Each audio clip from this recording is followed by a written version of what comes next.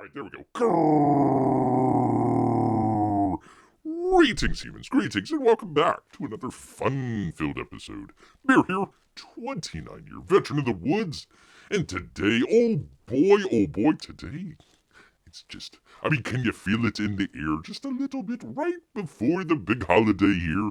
Oh, everybody's in the great mood, some of you might be heading to Grandma's house, as it were, and then, for some reason, heading through the woods. You know who lives in the woods? Bear lives in the woods. That's who lives in the woods. So, yeah, just stay out of the woods, for crying out. Just stay home. Stay home. Let Grandma rest. She's been locked up for 2 years, so just go ahead and give it another year. I think it'll be fine. Think it will be fine. Yes, indeed. All right. Well, I tell you what. Bear would be remiss if he didn't feel the sort of tension in the air, as it were, as well, right before Christmas time. It kind of divides. Not only Americans, but maybe just around the world generally. It's that tension. Back and forth. Brother versus brother. Family versus family, nation versus nation. Sometimes it's the age-old question. Age-old question. Oh, thank you very much, P Money. Merry Christmas Eve, Eve to you as well. Yes, indeed. All right, knocked Bear off of what he was trying to do here because it was very serious indeed. Some of the stuff that's going on there. I tell you what, it is the battle. This is the battle. It's probably one of the greatest philosophical discussions out there, especially about this time of year. It's the age-old question: is Die Hard a Christmas movie, or is it Lethal Weapon? It could be either or. But really, I think the smart audience here on Bear's channel knows the correct answer. Which is actually Lethal Weapon, of course. Lethal Weapon is the Christmas movie. I'm sorry, I'm trying to make a poll question here. One second here, people. But love to hear your opinion. Die Hard versus Lethal Weapon. Which would it be? But that's not the poll that Bear's going to ask. 1 second. Let's see. Talk amongst yourselves. Talk amongst your shells, people. Talk amongst yourselves. All right. Let's see. Hey. Christmas.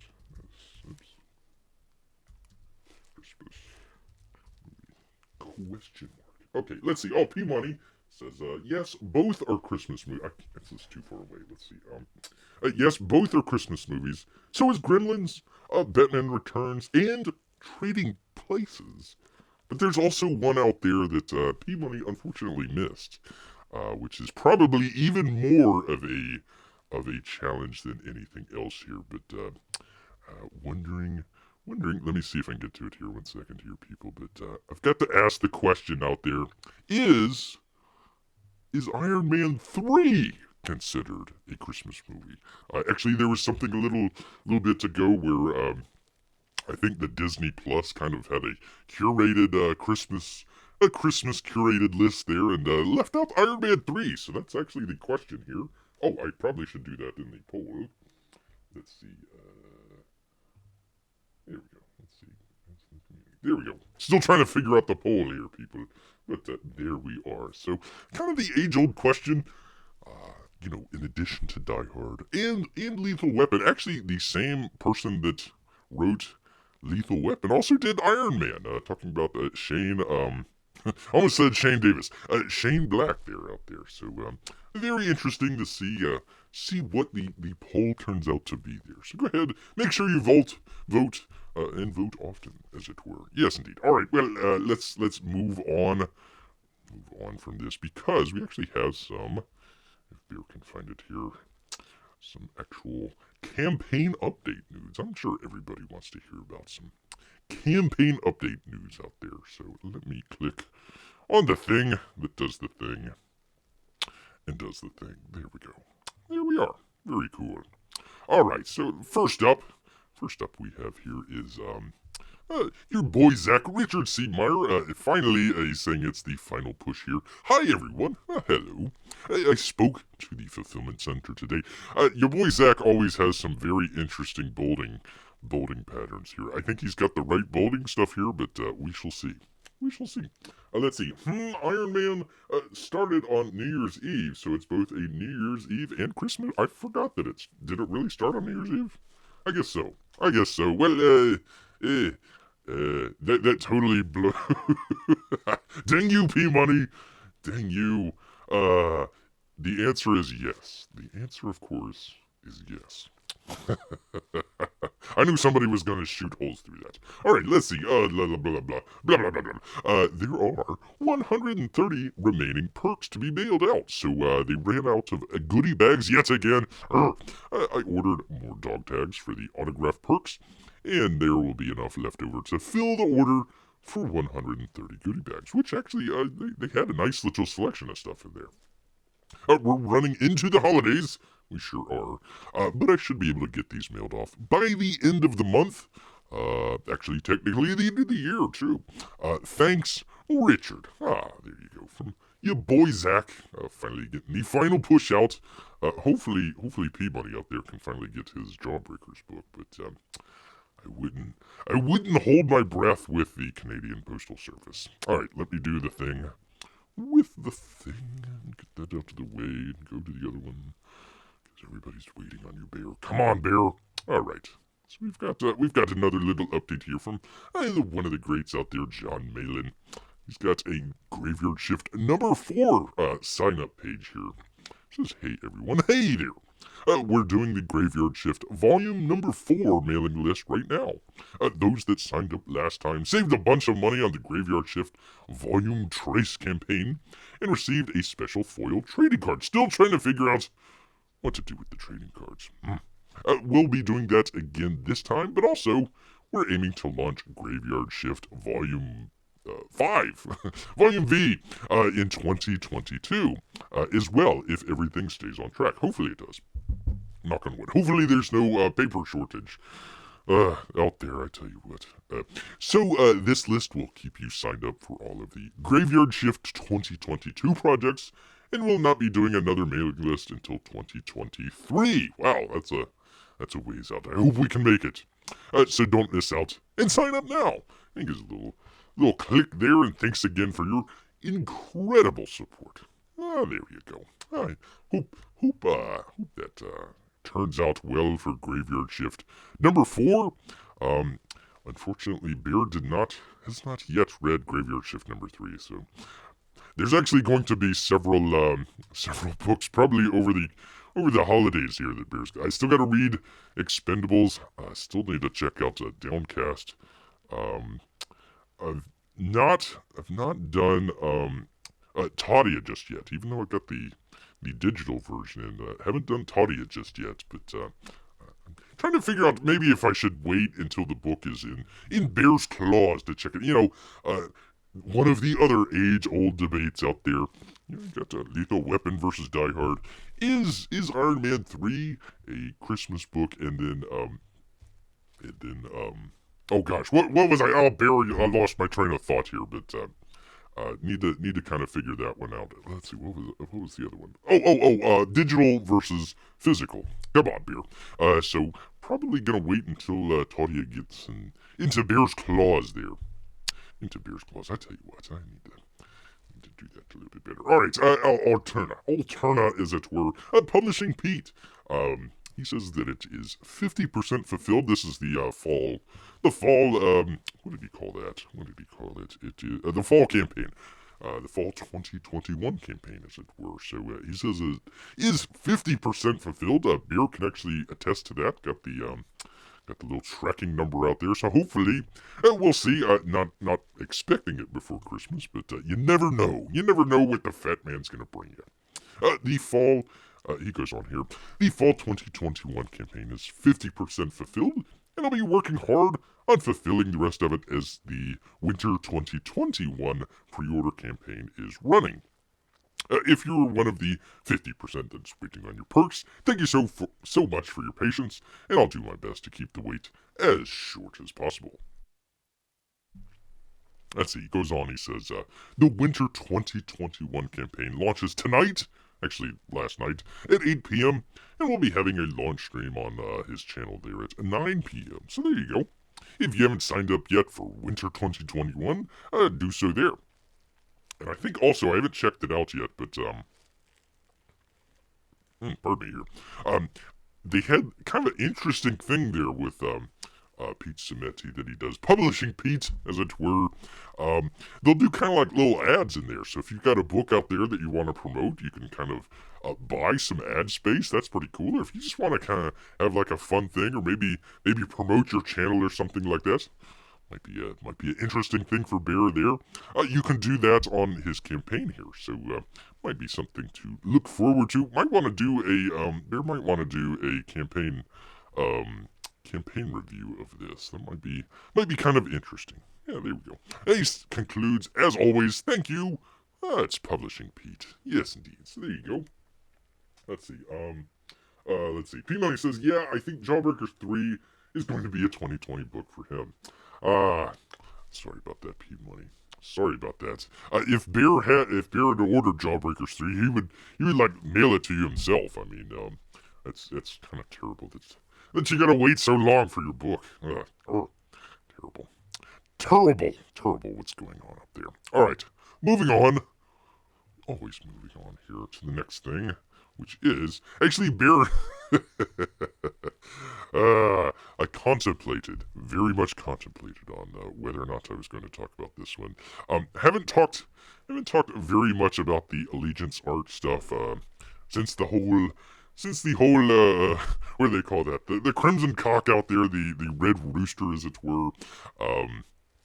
Since that whole campaign, all of the stuff that Bear's gotten from them has been kind of, he kind of calls it, instead of cancel culture, it's corporate culture. So the sort of corporate side of this, where, I mean, we went through a couple of these, and we'll go through a couple more of them. It's actually the artist there writing their own thoughts and talking directly to the audience. This one, it goes through, I forget the guy's name, but it's not, oh gosh, who's doing Red Rooster? Mitch Breitweiser. So, anyways, it's got a little bit of the corporate speak in there, yada yada yada. But, number one, Bear really liked Norah's Saga here. And number two, always got to promote Kelsey Shannon out there, one of the greats out there. So, let's see, he says, Dear friends of the Eagle, mark your calendars, January 4th, 2022, at 10 p.m., or excuse me, 10 a.m., we launch our latest campaign. It's Allegiance Arts presents, oh god, why are they gonna do this way? Norah Saga Season 1, Song of the, I don't know, Fossagrim? It's kind of weird. It's kind of some weird font here. I hope I pronounced that right. Song of the Fossagrim. So it's 136 pages, 6 episodes, and 1 unforgettable adventure. So they kind of do this thing where it's oh yeah, right here. So they got the different books here. Bear got the first book here. I never got the other couple books, but anyways, they're kind of combining that into what they call Season 1. So I guess each book is an episode. So there you go. Written by author Blake Northcott. Great. I mean, at least the first book. Some great writing there. Some great artwork as well from Kelsey Shannon. Looks like I mean, Kelsey is known as a colorist, but you know what? His art has really been improving over time. So it's good to see that. And the international sensation, with over 35,000 episodes sold worldwide.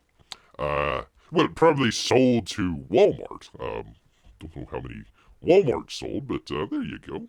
Pretty neat. So you can collect all of those into one. I'm not sure if they're doing it. Okay, one collector's edition. So I don't think it's going to be like an omnibus or anything like that. But it's probably just 1, 2, 3, 4, 5, 6 books on their own there. So there you go. And this is, I kind of like this one. This is actually pretty cool. Kelsey Shannon All-Star Collector's Card. Backers that sign up before January 4th will receive a limited edition Kelsey Shannon All-Star Collector's Card. Whew. Complete with terrific art and status of his illustrious career. career, pardon me, absolutely free. And I really wish it says the art is not final. I really wish that would be it right there. Just, Kelsey kind of hunched over his desk there. I really like that one. They should just leave that alone. Take out the art not final in there, and just make that the card there. It's in itself there. But I'm not sure why do you need a email list when I'm already on your email list, for crying out loud? So, anyways, there you go. Let's see. Help spread the word. Yada, yada, yada. As we approach the launch date, make sure you post your photos of you and your Allegiance-centric gear on your social media pages. And use the hashtag, my okay. My Allegiance Arts and Entertainment. the hashtag I don't know. I don't know about that. Again, thank you for your support. You rock. Yeah. That's right. Bear does rock. Sincerely, S.N. Emedarole. Whatever. It's not Mitch, so, whatever. Who cares? So, anyways, it's kind of the middleman, as it were. I like that card. I don't know. It almost might be worth it just to get the card of Kelsey. Only if they keep it just as that picture itself. I think that would be pretty cool. All right, let me do the thing with the thing. And then you do the thing with the other thing. Where's the other thing? There's the other thing. All right. There we go. Let me take a drink here.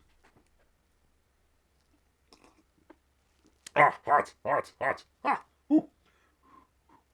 Gotta cool it down. Oh, yeah, I'm sorry, P-Money. Yes, the Crimson Sea. I think that was was that one of the huts? I think that might have been one of the huts saying there. I thought that was pretty funny. Haven't heard very much from the hut. Not that I'm out there looking for the hut's material, but I haven't really heard much from him lately. I guess he got his, just ranting and raving out from Red Rooster there. So let's see. I admit it's tempting because I kind of love my fellow Canadian Blake Northcott. Yes, there you go. So I don't know. What I would say for this, unless you just wanted to get the card or something like that, just go to Walmart. It's probably cheaper anyways. Just go ahead and go to Walmart and get the. I'm pretty sure. I think other than. Oh gosh, I'd have to go back to it. I think they had a couple things that was a little bit different from the one that you get at Walmart. It wasn't that big of a difference. I remember the Red Rooster one was all combined together, but yeah, I'm not sure if there's that big of a difference between the Walmart version and the Indiegogo version. They really don't make that too clear there. All right, let me try this hot water.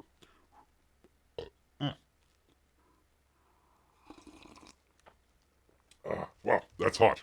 Left it in the microwave a little bit too long. All right, enough of this jibber jabber. Let me get to it. Actually, let me do the lovely picture that he has here. There we go. Talking about Aaron Lepresti here with Wraith of God, the graphic novel. He says, Merry Christmas and Happy Holidays. Thank you. Hey, everyone. I just wanted to send out a quick update before Christmas. I just finished a cool splash page. I'm not sure if that's this one or if it's another one here, but let's see, it goes on. And I am working on a double page spread. We talked about that the other time, pages 30 and 31. He says, I'm almost at the halfway point of penciling and inking the graphic novel, and Gabe is right behind me with the colors. Here's a cool looking page to pique your interest.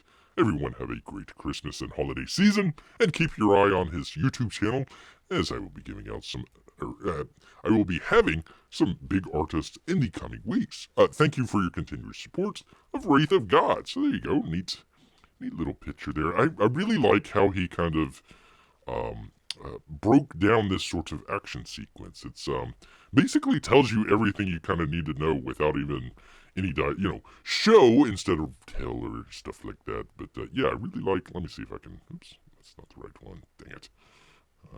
There we go. Let's see if I can bring this out just a little bit. Some good stuff here. Good stuff from Aaron Lepresti, the awesome Aaron out there. So yeah, I really like how he goes from like the horse riding and goes up into the house here, and then kind of cracks the door open. You kind of see his points of view, and then kind of his reaction to it as well. So, yeah, I mean, out of, let's see, was that 1, 2, 3, 4, 5 panels? I mean, that's some good work there. That's really good work there. Really good stuff. I really do like that. The only thing, like on these last couple panels here, Bear's kind of eye goes from like the riding on the horse here to, you know, his opening up the door, and then it just kind of goes to the bottom part of the panel here for the third panel. Didn't realize that it was the Wraith up there that is kind of being. You can kind of see that. I'm kind of going as sort of a diagonal thing, so that third panel there just kind of looks. It's not out of place or anything like that. It's just the direction of your eye just kind of takes it away from that. But otherwise, really good stuff. Really good stuff. Very much looking forward to Wraith of God. Hopefully, be able to get some more Garbage Man in as well. So there you go. Really neat stuff. Really neat stuff. Let's see. Well, a microwave in your bear cave.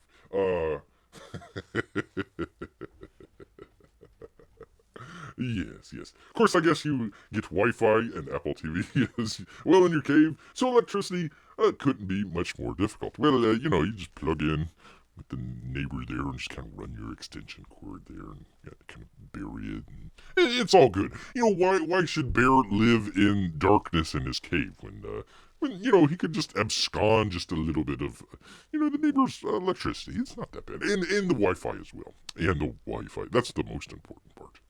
All right, let's see. Let me do the thing with the thing because, was that it? That was it. All right, there we go. So, go back here. I think I have everything here. Let's see. Yeah, there it is. All right, well, remember to, let's actually see what the the crowd has spoken. Absolutely no. Iron Man 3 is not a Christmas movie. Well, there you go. Well, we still got a little bit more time, so if you haven't already voted, go ahead and hit that vote button, and we'll find out. We'll find out here together. All right, let me get off of this because we actually have some amazing news here. Some amazing news for you good folks. So let me do the thing with the thing, and then you do the thing. There we go. There we go. All right, so kind of starting off with our good friends over here at Deadline. Let's see, who is this? Matt Grober. Matt Grober. We all know Matt Grober. It's Bob's Burgers actor Jay Johnson benched. Was he on like a football team? Jay Johnson benched over alleged participation in Capitol quote-unquote riot. Yes, indeed. So there we go. Jay Johnson, Johnston, who voiced Bob Belchers? Is it Belchers? I don't know. H. John Benjamin's business rival, Jimmy Pesto, in 43 episodes of Bob's Burgers, has been sidelined from the Fox animated series due to his alleged involvement in the January 6th Capitol quote-unquote riot. The Daily Beast reported, by the way, the Daily Beast never gets anything wrong.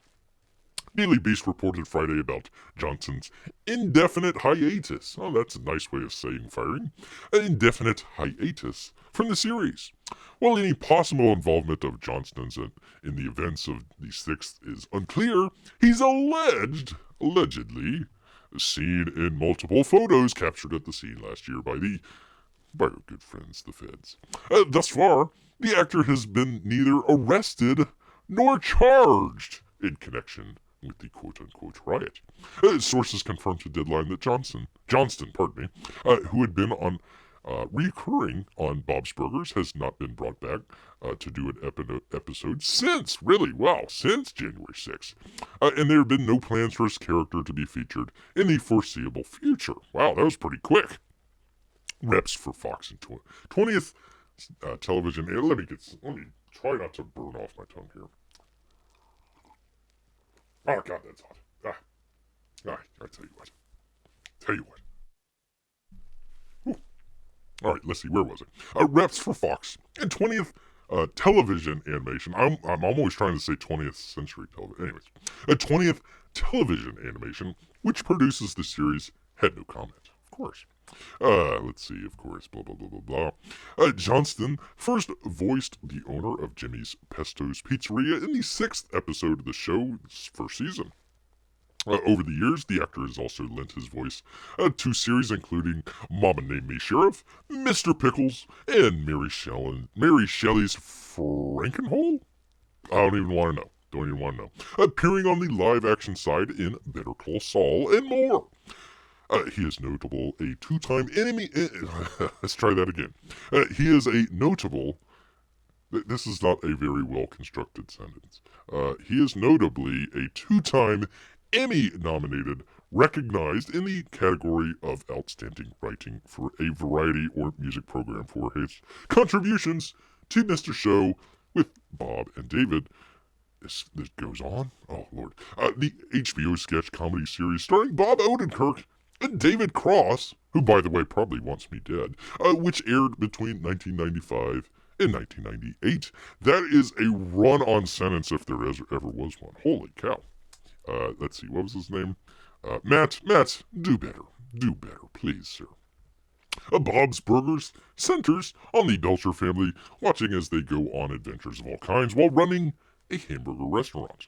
The series, created by Lauren Bouchard, will wrap up its 12th season. Holy cow, really? It's been on that long? Man, oh man.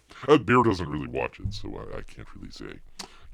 I'm sure the boos from the audience, but it's not my thing. Oh, my thing. The 12th season. Holy cow. Let's see. Wrap up its 12th season in January, coming up, and has already been renewed for the lucky 13th season. There you go. A film based on the series The Bob's Burgers movie is scheduled for release in 2022. Well, that's something to look forward to there. So, once again, just happened to be in DC at the time, and he's S-canned. So, there we go. We're actually trying to hit, let me find it here. I still saved it. Let me see. Is this it? I just want to make sure it's this one. Yeah, I want to make sure that I'm hitting all of the Homeland Security things here as well. So, all right, so moving on, because next episode, kind of interesting here. This is a sort of scientific journal. We're not going to get into the whole vaccine and all that other stuff. Just kind of an interesting thing here. It's a place called the BMJ, which is kind of, as they say here, intended for healthcare professionals and whatnot. They do scientific literature and stuff like that. So he says, open letter from the BMJ to Mark Zuckerberg. Dear Mr. Zuckerberg, we are Fiona Godley and Karim Abessai, I hope I pronounced that right. The editors for the BMJ, one of the world's oldest and most influential general medical journals. We're writing to raise serious concerns about the quote-unquote fact-checking being undertaken by third parties providers on behalf of Facebook/Meta. There's no more Facebook, it's all Meta now. Well, I suppose it is all Meta now, but in fact, they actually had something come out in the courts with Facebook basically saying they're not fact checking. What was the term that they used? Like opinion checking or something like that. So they're not even really doing a fact check here. So let's see. Anyways, so he's benched because he was in the area. Yeah, pretty much. How dare you not watch Bob's Burgers? I may never have seen an episode, but to think Bear has it. Oh my goodness. All right, moving on. In September, a former employee of, I hope I pronounced this right, Ventavia, a contract research company helping carry out the main Pfizer Wu flu vaccine trial, began providing the BMJ with dozens of internal company documents, photos, audio recordings, and emails. These materials revealed a host of poor clinical trial research practices occurring at Venativa that could impact data. One of these days, Beer. One of these days we will do a professional show. That could impact data integrity and patient safety. We also discovered that despite receiving a direct complaint about these problems over a year ago, the FDA did not inspect Ventiva's trial sites. Let's see. Let's see, it says, the BMJ commissioned an investigative reporter to write up the story for our journal. The article was published on 2 November following a legal review, external peer review, and subject to the BMJ's usually high level of editorial oversight and review. But from November 10th, readers began reporting a variety of problems when trying to share our article. Some reported being unable to share it. Many others reported having their post flagged with a warning about, quote, missing context. Independent fact checkers say this information could mislead people. Oh, man. Those trying to post the article were informed by Facebook that people who repeatedly shared false information, quote unquote, might have their post removed, move lower in Facebook's news feed. Group administrators where the article was shared received messages from Facebook, informing them such posts were partially false. How can it be partially false? It's either false or not false. I don't know.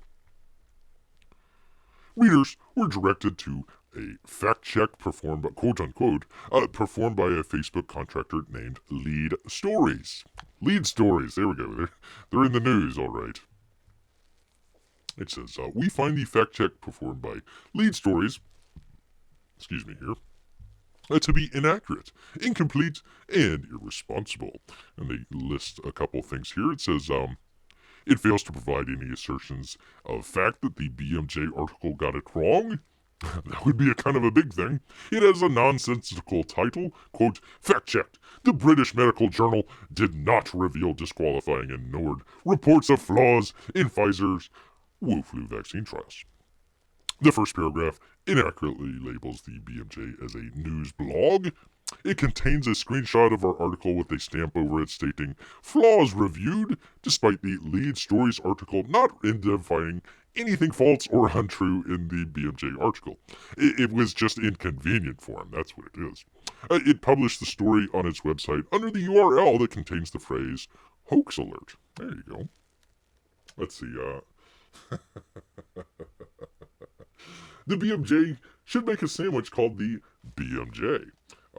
Bacon, mustard, and jalapeno. There you go. There you go.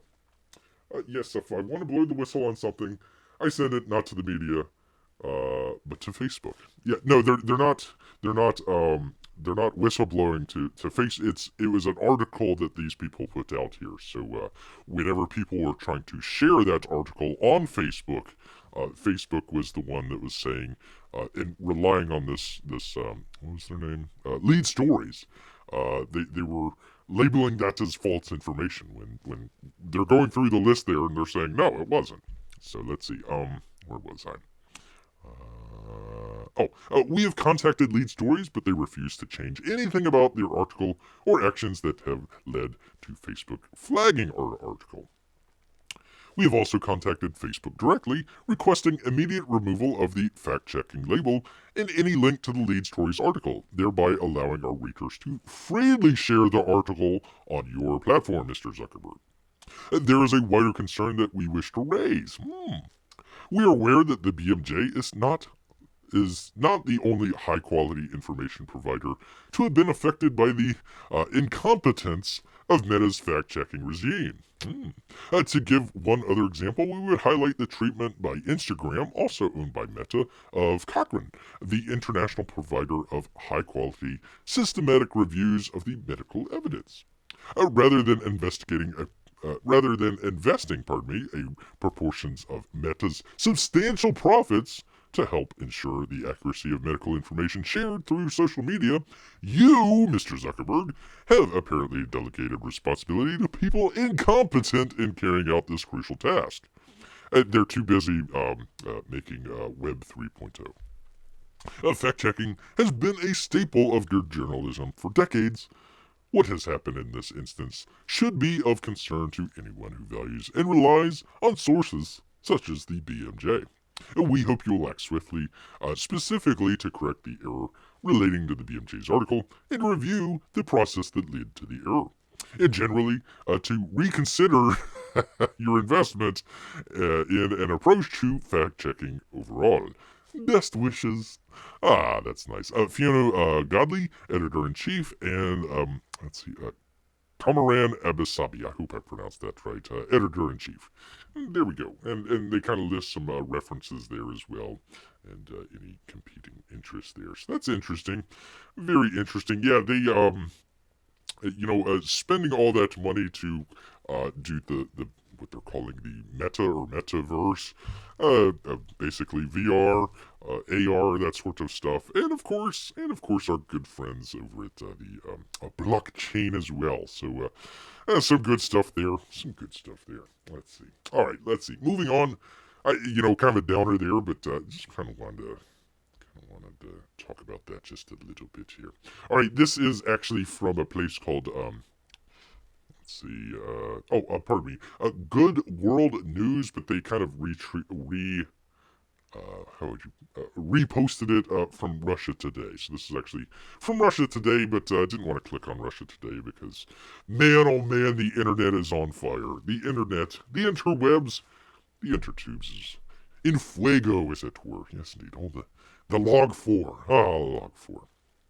Anyways, speaking of log 4, Matrix writers set to recover right-handed red pill. Let's see. It goes on. It says, the two writers who worked on the latest Matrix movie, oh boy, revealed that they had tried to incorporate their political messages into the film and wanted to use the term red pill, which they claimed was kidnapped by the right wing. I mean, it's stuffed in a van and just driven away.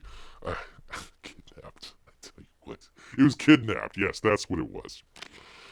Kidnapped, I swear. Some of these people, I tell you what, need to go into that Bitcoin volcano. In a recent interview with the AV Club, oh boy, the AV Club. People that have fallen down the stairs and then were given writing opportunities. I don't know why.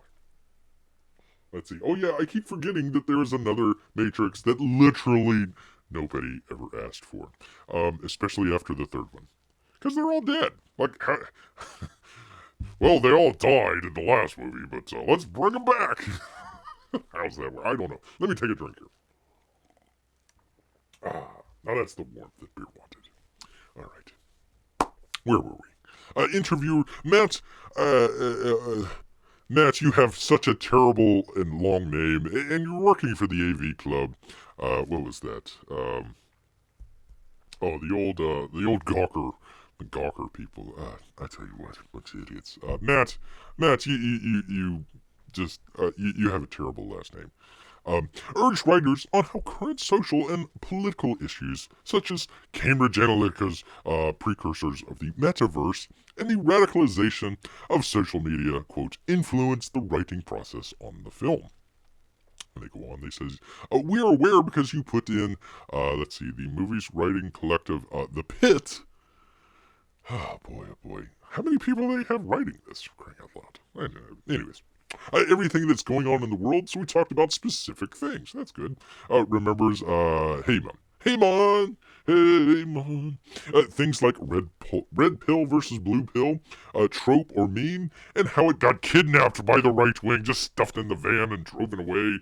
Then you get the call like a couple hours later, you need to leave the money, in the marked post office box. If you don't get it there by 5 p.m., there goes that red pill, I tell you what. All right, let's see. Got kidnapped by the right wing, the verb on the red pill, etc.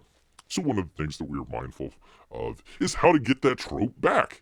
Renew the meaning of the red pill versus blue pill instead of just taking it as it were and running with it, because that's the whole point of the Matrix movie, you complete morons. Okay. Dude asked the writers if he felt empowered to write a rebuttal to the militarization of Matrix creators. What were their names? It was like Larry and, what was the other Wachowski brothers' name? What was it? It was Larry and, I forget the other Wachowski brothers' name, citing right-wing terminology used by Agent Smith throughout the film, and his lines such as, quote, facts don't care about your feelings. Was he binary Ben here? What's going on here? I mean, Binary Ben is about as right-wing as, I don't know, but no, that's not even close, fellas, not even close. Let's see, continuing on. I guess the short answer is yes. Oh, well, okay, there we go. I don't see myself as a frontline fighter in the crop war. In the crop war? Is there crops? I don't know. In the crop. What is he trying to say? I don't see myself as a frontline fighter in the crop war, whatever that is. But you also want your work to have meaning, to have an ethical edge. Yes, indeed. I'm wondering if he's trying to say the culture war. I don't see myself as a frontline fighter in the culture war, I guess. But you want your work to have meaning, to have an ethical edge. An ethical edge? What kind of stupid? One of the many reasons I'm proud of Resurrections is that it has this. He continued. What I'm trying to say, come on, man, spit it out. You're a writer. Let's go with it here. What I'm trying to say is I think the film has integrity. And maybe that's the source of integrity. That's such a stupid. Anyways. The other writer agreed with his colleague. I'm more so. Oh, well.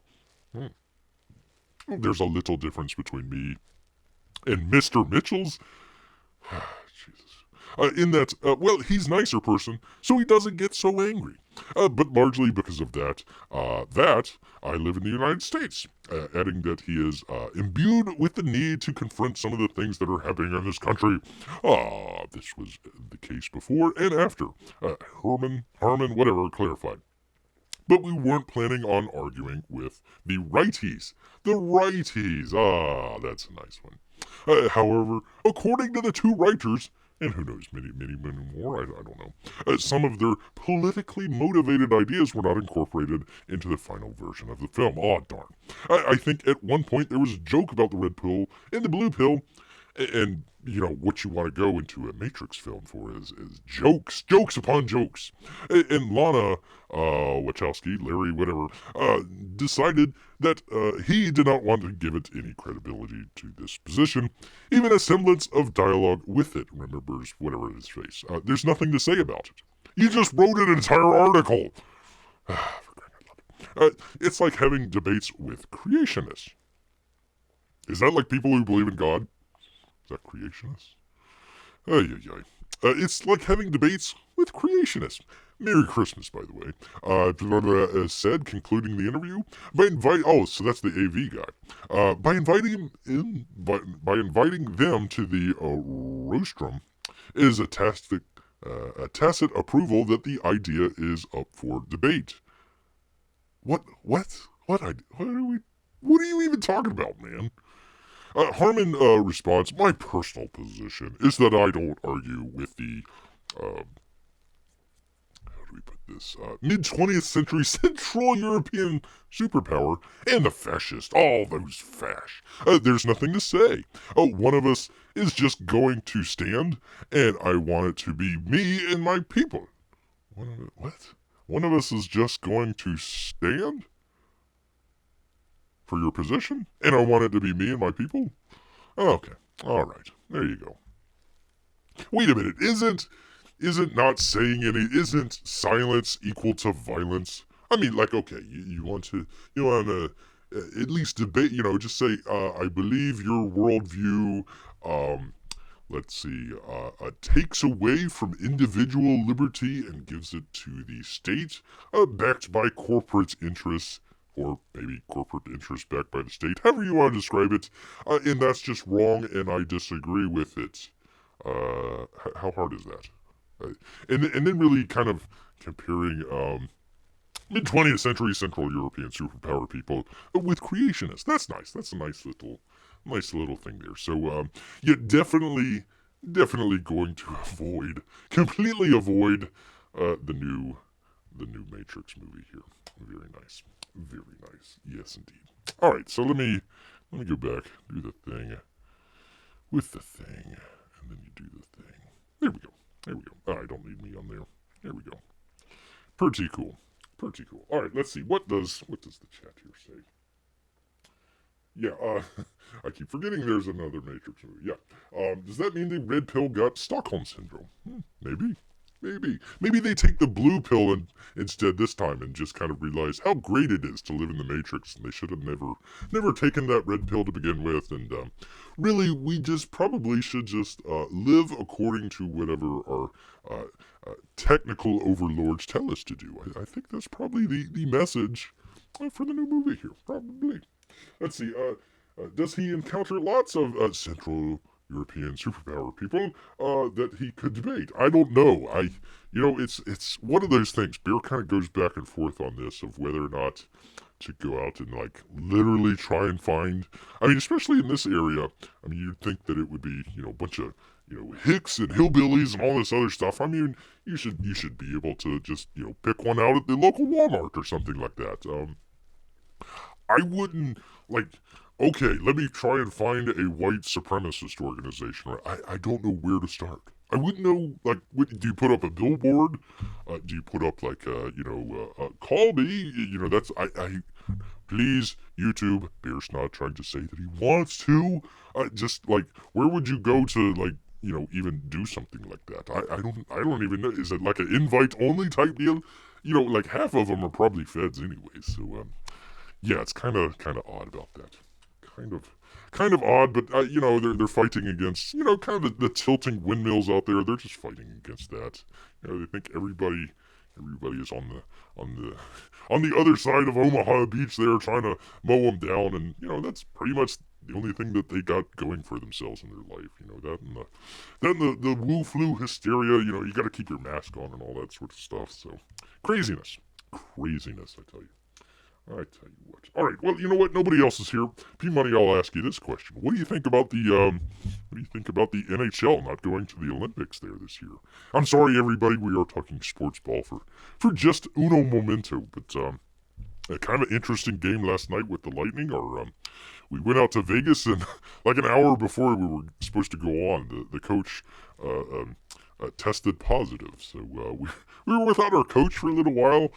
Kind of an interesting game there, but got through it. And that was like the last one for quite a little bit here. So hopefully they'll be able to come back and do some of the outdoor games. But they completely canceled all the NHL players going over to the Olympics. So this year's Olympics isn't going to have the some of the great players out there. It's going to be like your college and other folks out there. So, not that Bear was really interested in the Olympics anyways, but yeah, just kind of seeing that was, just kind of, oh, dang it. Let's see. I'm surprised more people aren't boycotting the Olympics. Well, I think we know where Peabody's coming from here. So, yeah, I gotta disagree with you, P-Money. I gotta disagree with you on that. No, look, we didn't boycott the Olympics back in the late 1930s, did we? So I think you should let the athletes go to the place, even if it's in some place like China or who knows? Maybe North Korea is gonna host the Olympics one of these years, but no, I don't. I think that is a good way to kind of. Well, I mean, look at the Olympics the last time around when they actually had the North Korean. What was it? His sister or something like that came down and kind of started a little bit of thaw in what was going on. I mean, they were kind of ratcheting up their tensions and kind of had a little bit thing there to kind of lower the tension there a little bit. They stopped firing all their rockets for a little while and everything. So. Yeah, no, I gotta disagree with you slightly on that. I do think that they should not be boycotting. Raise a stink. Go ahead, raise a stink. I mean, a lot of times, you have the Olympic athletes. They'll go there and they'll do the Black Lives Matter or something like that. I don't agree with it or anything like that. But have the athletes go there and be pro no slave camps or treatment of the Uyghurs, or I can make sure that I pronounce that right. You know, pro Hong Kong, pro Taiwan, something like that. Make it where that stage is they have to show it or something like that. So that would be the only thing that I would disagree with. But yeah, China, no friend at all. They're trying to do this zero Wu flu policy. It's like you're the ones who brought it out on everybody. What's going on with you, man? What's going on with you, man? Oh, we can agree to disagree, Bear. You are still my favorite talking bear. Thank you very much. Because I know so many. That's right. The other bears out there was thinking about. I don't know if I should mention this, but I was thinking about doing a separate channel and just calling myself the Bitcoin Bear, and just be like totally, you're gonna lose all your money. Bitcoin's a terrible investment, that sort of deal. I was almost thinking about doing that, and then kind of getting the crypto kitties out there, like, what is this talking bear all about, that sort of deal. But I don't know. It's a lot of research and looking into stuff, and that's just not for beer. Very briefly, I didn't want to get into it, but this is why beer's a little bit against what Mike Miller's doing with the what is it, the spaceship or the starship or the space station or whatever the heck that he's doing with it.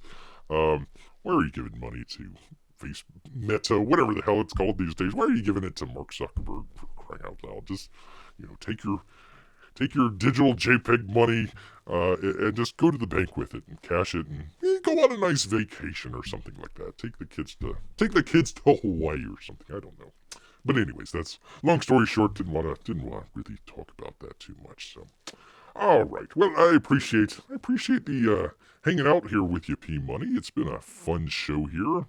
Hope everybody trying to figure out whether or not Beer wants to do. Usually we do it, Wednesdays and Saturdays. So trying to figure out whether or not Beer wants to do a show on Saturday, because it's the big day here.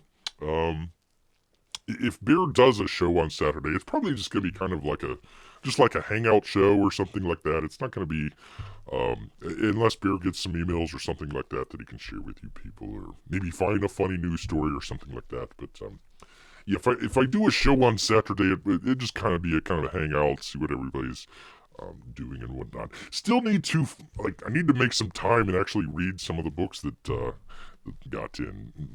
Maybe do a quick review or something like that of one of the books. Maybe something like the Expendables or something like that. Maybe check that out. So at any rate, we'll figure that out here. Let's see.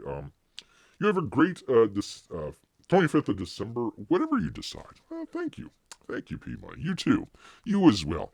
I might do it, but if Beer runs out of time, don't be surprised if the show does not go on Saturday. But, you know what? Maybe, what would be a good thing? Let's see. Maybe do like a watch along. Let's see. We did the Foundation watch party. I wonder if we could do a Iron Man 3 watch party. No, I'm kidding. Wonder if we could actually do a Lethal Weapon watch party. I wonder if we could do something like that. That might be interesting. I'm pretty sure a lot of people have Lethal Weapon out there. Well, I don't know. I don't know if P-Money, I don't know if you could watch along with that. And it is kind of rated R. Might be better. Might be better to do Iron Man 3. Might be better to do that. Just a wider audience, I don't want to. Although I do appreciate Gary Busey getting beaten up at the end of the movie, so that's kind of a tough call there. Kind of a tough call. I don't know. Maybe Iron Man 3. Maybe do a watch along party with that. Watch about 2/3 of the movie and then just end it, because the ending. I'm trying to remember a good Marvel movie that had a very good ending. The Winter Soldier, maybe. I mean, they do a really good job of setting everything up, and then usually the ending is just not that good. Iron Man 3 was great up until the ending with the 5,000 different drone suits or whatever's going on with all that. Anyways, we'll figure it out. But thank you so much. Thank you so much, P-Money. It's good hanging out with you here. And everyone else, even the lurkers out there, we do appreciate you very much. Yes, indeed. And if you happen to be watching this after the fact, leave a comment down there in the comment section. Beer will try and read that out or make a post himself. So, also hope, I was trying to do a number of videos for this week, so had a number of videos out this week and everything, but a number of things changed. Bear was doing a Cyberfrog kind of talk, but then they came out with the first 17 or so pages, so Bear just kind of took that and ran with it. So not sure if I want to go back, because I basically said everything I wanted to say in 5 minutes rather than 10 minutes or whatever it was. So I got that, and also got Impossible Stars. It kind of did a sort of, how'd you describe it? Kind of a video version of the comic. So kind of look at it in a sort of linear fashion with video rather than just reading the book there itself, or having a static image, as it were. So ran into some problems with copyright. Had some music in there. It's going to make it like a music instrumental, that sort of deal. Ran into some copyright issues, so had to find some new music, and trying to put all that stuff in and everything. I don't know. I hope to have that out by Christmas, but we'll see. We'll see. Definitely try to do something on Christmas, but I'm not sure. All right. Well, thank you very much, P-Money. You as well. And we'll go ahead and end that right here. Thanks, everybody, for stopping by, and hopefully, knock on wood, we'll see you guys Saturday. If not, we'll see you here next week. Same time, same Bear channel, as it were. But until next time, Bear's got to head back into the woods. So until next time, people. Grrrrr.